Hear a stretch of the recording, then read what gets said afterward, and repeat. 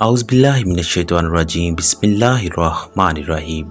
بخاری شریف جلد اول میں ہے، حضرت ابن عباس رضی اللہ تعالیٰ عنہ سے مروی ہے کہ انہوں نے کہا، میری خواہش ہے کہ میں امیر المومنین حضرت عمر رضی اللہ تعالیٰ عنہ سے یہ معلوم کروں کہ نبی کریم صلی اللہ علیہ وآلہ وسلم کی بیویوں میں سے وہ دو عورتیں کون سی تھیں جن کے بارے میں اللہ کریم نے سورہ تحریم میں ارشاد فرمایا ہے۔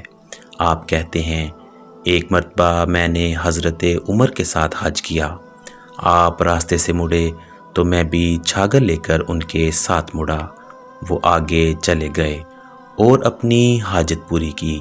جب واپس آئے تو میں نے ان کے ہاتھوں پر پانی ڈالا، انہوں نے وضو کیا تو میں نے پوچھا، اے امیر المومنین، اللہ کے نبی کی ازواج میں سے وہ کون سی دو تھیں کہ جن کے بارے میں اللہ عز و جل نے فرمایا، اگر تم دونوں اللہ کی جناب میں توبہ کرو تو بہتر ہے۔ حضرت عمر رضی اللہ تعالیٰ عنہ نے فرمایا، اے ابن عباس، آپ پر تعجب ہے، یعنی آپ کو پتہ نہیں، اس سے عائشہ اور حفصہ مراد ہیں۔ یہ کہہ کر آپ نے پورا واقعہ بیان کیا اور فرمایا، میرا ایک انصاری پڑوسی مدینہ کے بلند دیہات میں بنی امیہ بن سعد کے گاؤں میں رہتا تھا، میرا بھی پڑاؤ اس کے ساتھ تھا۔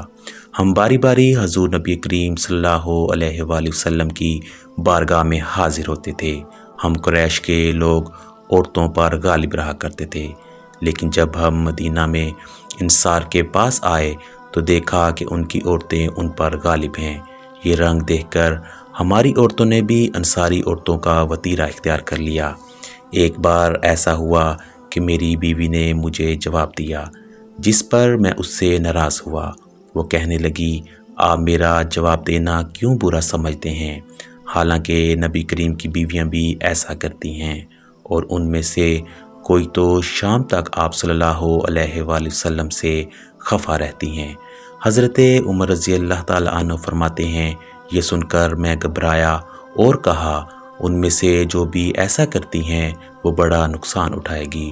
پھر میں نے اپنے کپڑے پہنے اور اپنی بیٹی حفصہ کے پاس چلا آیا۔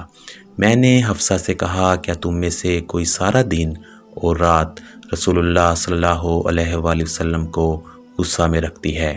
حفصہ نے کہا، ہاں۔ میں نے کہا، جو بھی ایسا کرتی ہے وہ تباہ و برباد ہوئی۔ کیا تم اللہ کے غضب سے نہیں ڈرتی کہ اس کے رسول کو غصہ دلاتی ہو؟ یاد رکھو، ایسا کرنے سے تباہ ہو جاؤ گی۔ رسول اللہ سے نہ تو بہت فرمائشیں کیا کر اور نہ جواب دیا کر، اور نہ آپ سے ناراض ہوا کر۔ اگر تجھے کسی چیز کی ضرورت ہو تو مجھ سے مانگ لیا کرو، تو اس دھوکے میں مت آ، تیری ہمجولی تجھ سے زیادہ خوبصورت ہے، اور رسول اللہ صلی اللہ علیہ وآلہ وسلم تجھ سے زیادہ اسے چاہتے ہیں۔ اس سے امیر المومنین کا اشارہ حضرت ام المومنین عائشہ رضی اللہ تعالی عنہا کی طرف تھا۔ حضرت عمر فرماتے ہیں، پھر ایک دن ایسا ہوا کہ میرا انصاری ساتھی مدینہ سے واپس لوٹا تو زور زور سے میرا دروازہ کھٹکھٹانے لگا۔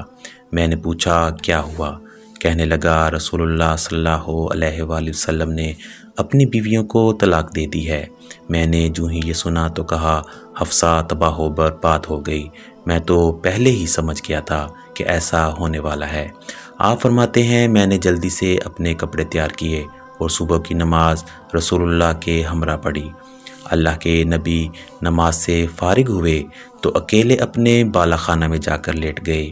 میں وہاں سے نکلا اور سیدھا اپنی بیٹی حفصہ کے گھر چلا گیا۔ میں نے اسے دیکھا تو وہ رو رہی تھی۔ میں نے کہا، کیا میں نے تم کو پہلے ہی نہیں سمجھا دیا تھا؟ اب بتاؤ، کیا واقعی رسول اللہ نے طلاق دے دی ہے؟ وہ کہنے لگی، مجھے نہیں معلوم، آپ رسول اللہ صلی اللہ علیہ وآلہ وسلم سے جا کر بالا خانہ میں پوچھ لیں۔ میں وہاں سے نکلا تو دیکھا کہ کچھ لوگ مسجد نبوی شریف کے ممبر کے پاس بیٹھے ہیں، اور ان میں سے کچھ رو بھی رہے ہیں۔ میں کچھ دیر ان کے پاس بیٹھا اور پھر دربان سے کہا، رسول اللہ صلی اللہ علیہ وآلہ وسلم کے پاس جاؤ اور عرض کرو کہ عمر ملنے کی درخواست کر رہا ہے۔ دربان نے حضور نبی مکرم تک میری عرض پہنچائی۔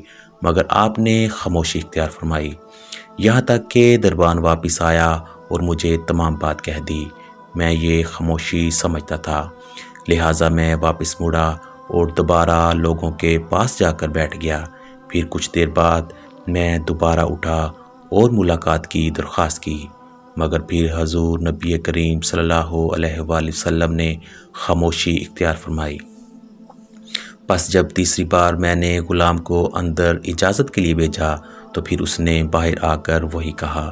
میں مایوس ہو کر واپس لوٹنے ہی والا تھا کہ غلام نے مجھے کہا، اے عمر، رسول اللہ نے آپ کو اجازت دے دی ہے۔ چنانچہ میں اجازت پا کر حاضر دربار ہوا تو دیکھا کہ رسول اللہ ایک بوریے پر لیٹے ہوئے ہیں جس پر کچھ بچھونا وغیرہ نہیں تھا، اور آپ کے پہلو مبارک پر بوریے کے نشان پڑ گئے تھے اور چمڑے کے تکیے کے ساتھ ٹیک لگائے ہوئے تھے جس میں کھجور کی چھال بھری ہوئی تھی۔ میں نے سلام عرض کیا اور دریافت کیا، کیا آپ نے اپنی بیویوں کو طلاق دے دی ہے؟ آپ نے نگاہ میں میری طرف اٹھائی اور فرمایا، نہیں۔ مجھے یہ سن کر بہت اطمینان و سکون ملا۔ پھر میں نے حضور کے دل بہلانے کو چند باتیں کی جن سے آپ مسکرا دیے، اور پھر حفصہ کے پاس جانے اور اس کو ام المومنین حضرت عائشہ رضی اللہ تعالی عنہا سے متعلق نصیحت کرنے کا واقعہ بھی بیان کیا، جس سے آپ دوبارہ مسکرا دیے۔ روایات میں آتا ہے کہ رسول اللہ صلی اللہ علیہ وآلہ وسلم نے ایک بار ام المومنین حضرت حفصہ رضی اللہ تعالی عنہا کو طلاق دے دی تھی۔ یہ طلاق رجعی تھی۔ جب حضرت عمر فاروق رضی اللہ تعالی عنہ کو اس کی خبر ملی تو آپ کو بہت دکھ ہوا، یہاں تک کہ شدت غم کی وجہ سے سر پر مٹی ڈالتے اور کہتے، اس کے بعد اب اللہ عز و جل کی نگاہ میں عمر اور اس کی بیٹی حفصہ کی کوئی قدر و منزلت نہیں رہی۔ پھر جب یہ خبر مزید پھیلی تو حضرت حفصہ کے ماموں عثمان، قدامہ اور پسران مظعون رضی اللہ عنہ آپ کے پاس آئے۔ حضرت حفصہ ان کے سامنے روتی جاتی اور کہتی، اللہ کی قسم، رسول اللہ صلی اللہ علیہ وآلہ وسلم نے مجھ سے اکتا کر طلاق نہیں دی۔ اتنے میں اللہ کے نبی بھی تشریف لے آئے۔ حضرت حفصہ نے جب رسول اللہ صلی اللہ علیہ وآلہ وسلم کو دیکھا تو آپ سے پردہ کر لیا، لیکن حضور کو تو آپ سے رجوع کرنے کا حکم مل چکا تھا۔ چنانچہ حدیث پاک کے الفاظ کچھ یوں ہیں کہ حضرت قیس ابن زید سے روایت ہے کہ رسول اللہ صلی اللہ علیہ وآلہ وسلم نے حضرت حفصہ کو ایک مرتبہ طلاق دی اور پھر رجوع فرما لیا۔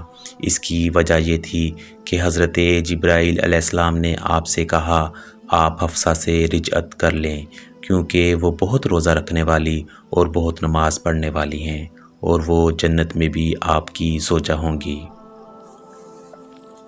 دوستو، شارحین کرام نے اس حدیث پاک کی روح سے بہت زیادہ مسائل بیان فرمائے ہیں، جیسا کہ طلاق رجعی وغیرہ کے احکامات، مگر اس حدیث پاک کی تشریح میں ایک اہم بات ام المومنین حضرت حفصہ رضی اللہ تعالی عنہا کی اللہ رب العزت کے ہاں قدر و منزلت اور مقبولیت و محبوبیت بھی بیان کی جاتی ہے۔